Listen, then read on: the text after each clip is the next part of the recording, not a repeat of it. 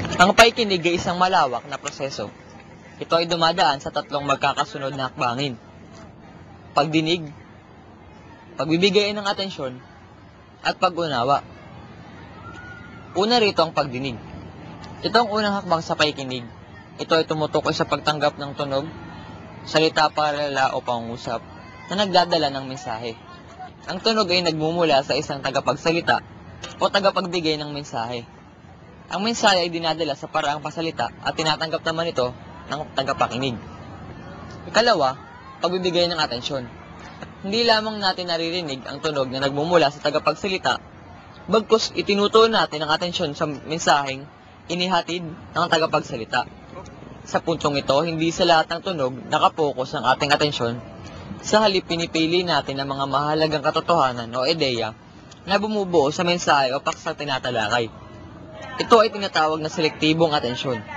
Ang atensyon o interes ng tagapakinig ay nakapokus sa kabuuan ng mensahe, hindi sa bawat salitang binibitawan ng tagapagsalita.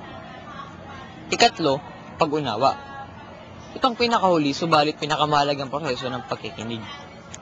Masasabi nating epektibo ang komunikasyon kapag may pag-unawa ng tagapakinig sa mensaheng ipinapaabot ng tagapagsalita.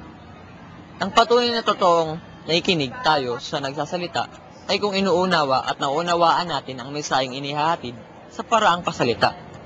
Walang komunikasyon nagaganap sa pagitan natin at ng pagsasalita kapag hindi naunawaan ang kanyang sinasabi.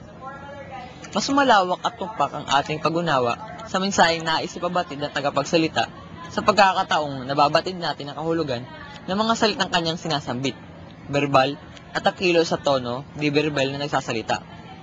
Ang pag-unawa sa verbal at di-verbal na aspekto ng pagsasalita ay tunay ngang nagpapalalim sa ating pag-unawa sa mensaheng nais ihatid sa atin.